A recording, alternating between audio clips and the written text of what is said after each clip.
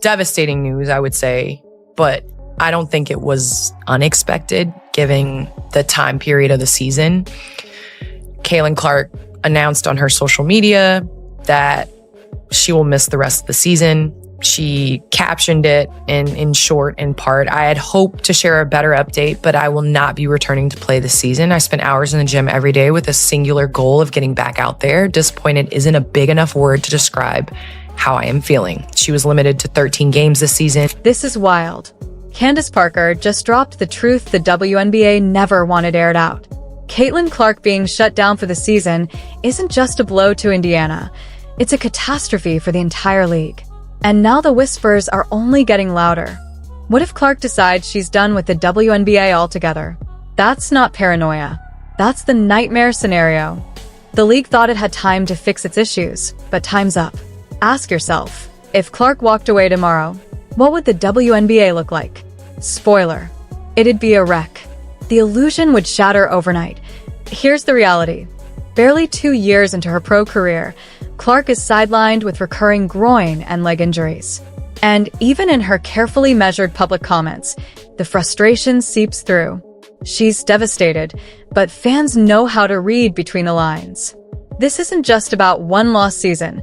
It's about a league that piled relentless pressure on her, failed to protect her, and created an environment where its brightest star was left vulnerable. She was limited to 13 games this season, and she hasn't played since July 15th when she suffered a right groin injury in the final minute of the Fever's win versus the Sun right before the All-Star game.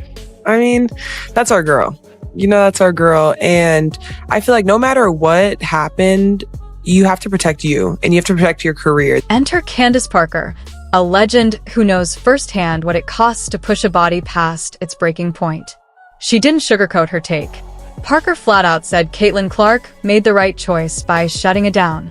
She admitted that in her own career, she ignored the warning signs, tried to power through injuries, and paid dearly for it. Her message to Clark couldn't have been clearer. Don't let the league pressure you into sacrificing your future. Don't repeat my mistake. Protect your body first. That's not just advice. That's wisdom. Earned the hard way, delivered with authority. There's no reason to force anything. And I feel like her just kind of having that approach of doing what's best for her is all we can ask for, because we'd rather Caitlin sit out and then come back next season and we're ready to roll and we're ready to rock. And so we've just been supporting her and she's been supporting us. She's always there. We're getting to watch film and she's in there walking through saying, hey, and we're like, get out, go do what you need to do. But I mean, she's still the same. And I feel like our approach, because we've been missing her for so long, is just to come in and compete. And we have a good rhythm, I think, with everyone that's came in. And so just keeping that as our main focus. But here's the real crisis. This isn't just about Caitlin Clark's health. It's about the WNBA's entire future dangling by a thread. Every measurable gain the league has bragged about, ticket sales, TV ratings, jersey revenue, has skyrocketed because of her. Clark didn't just ride the wave, she was the wave, pulling the league into cultural relevance almost single-handedly. And now their one golden ticket is sidelined in street clothes while executives scramble to spin the disaster. The question nobody wants to say out loud is the only one that matters. What if Clark decides she's done? What if she values her body and her career more than wrecking herself for a league that refused to protect her? The fallout wouldn't just sting. It would be catastrophic. Let's be real. Fans didn't suddenly fall in love with the WNBA logo. They showed up because of Clark. They bought her jersey. They filled arenas for her games, and they tuned in for her highlights. Take her away, and the seats go empty. The broadcast numbers crash. The gyms are half full again, and the buzz evaporates overnight. And here's the kicker. It was avoidable. Everyone saw the constant cheap shots. She was shoved, elbowed, and hip-checked like it was a hockey rink, not a basketball court. Referees swallowed their whistles. League leadership stayed silent. And now, the superstar who is carrying the league on her back is shut down for the year.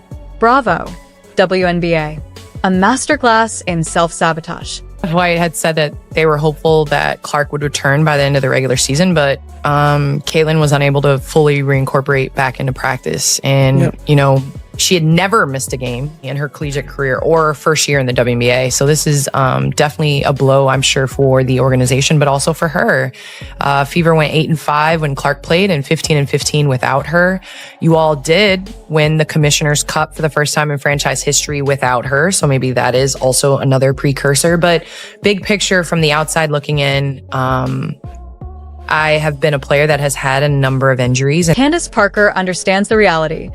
Playoff basketball is unforgiving. The pace picks up, the hits are harder, and it's the absolute worst stage to rush back a player nursing an injury. You don't take a high-performance sports car and send it into a demolition derby, but that's essentially what the WNBA was ready to do with Caitlin Clark. It wasn't strategy, it was desperation. Clark, however, knows her worth. She doesn't rely on the league relies on her. If she walked away tomorrow, she'd have more options than most athletes dream of. Lucrative endorsement deals, broadcasting gigs, international play with lighter schedules and better pay, or even building her own brand from the ground up. Meanwhile, the WNBA has spent decades struggling for mainstream traction, propped up financially and culturally by the NBA. And then Clark arrived, delivering the growth spurt they'd been chasing for years. In just her second season, she elevated the league further than countless marketing campaigns or speeches ever could. That's why whispers about her leaving don't feel like exaggeration. Fans aren't pledging loyalty to the league, they're pledging loyalty to Clark. Many have already said it outright. If she isn't playing, I'm not watching. And if she ever does walk away, the audience will follow her. That's not just a setback for the league. That's the definition of instant regret. And taking the time. And there is a difference in being a role player and coming in and playing a role and coming in off of an injury. There is a rhythm. But when you are Caitlin Clark and you have the ball in your hands and you are on the other team's scouting report, to come in half and not be able to be in that amount of, I would say, shape, rhythm of the game, because the rhythm of the game changes towards the end of the year. And so when it started getting closer to the end of the regular season, I was like, it's dangerous to come back during playoff basketball because the whole flow, the physicality, all of that is different. And so I know it's difficult to kind of take time and understand the big picture, especially when you're living with tunnel vision and you've worked so hard to get to where you're at, but it's the smart thing. And I'm proud of this generation for taking the time they need, looking at the bigger picture, and making sure that they get healthy. So, Caitlin Clark, hope you feel better. You have a great off season and you come back. Candace Parker deserves recognition for speaking up, not just to Caitlin Clark, but indirectly to the WNBA itself. Her message was clear: respect your players. Stop forcing them back too soon. Stop treating them as expendable, and start treating them like the stars they are. Clark isn't just another name in the rotation. She's the focal point of every opponent's scouting report. If she's not fully healthy, she shouldn't be on the court. Parker essentially applauded her for realizing that truth before it was too late. But this is about more than health. It's about trust. Clark gave everything in rehab, spending hours daily trying to fight her way back. You could hear the heartbreak in her voice. Yet when it came time for gratitude, she didn't thank the league, the referees, or its leadership. She thanked her teammates and her fans. That silence speaks volumes. This is why the conversation about Clark possibly walking away from the WNBA isn't far-fetched. She's already learned that the league won't protect her. And if she did step away, doors would open immediately. Playing overseas for tax-free salaries and lighter schedules, shifting into broadcasting, endorsements, or even building her own sports media ventures. She could create something larger than the league itself. The bigger issue is that the WNBA has been here before. Player complaints about pay, travel, and facilities have lingered for years. When Clark arrived, it looked like the league's problems had vanished under a wave of new fans and ticket sales. But the moment she got hurt, those old cracks reappeared. That's why Parker's words cut so deep. She admitted that during her own career, she pushed her body past the breaking point and paid the price. Now she's warning Clark not to repeat those mistakes. The fact that such a warning is even necessary shows how little the WNBA has changed. Fans aren't fooled, either. They saw Clark take hits without whistles. They saw leadership stay silent. No press release will erase that. Which is why the idea of Clark leaving isn't just speculation, it's a real possibility. And if it happens, the fallout will be massive. Ticket sales, merchandise, social media buzz, all of it would vanish overnight. Because here's the truth. The WNBA has always leaned on stars, but Caitlin Clark isn't just another star. She's the star. The one who brought millions of new eyes to the league. If she walks, there is no replacement. Candace Parker praised her for protecting herself, but the larger point is a warning to the league.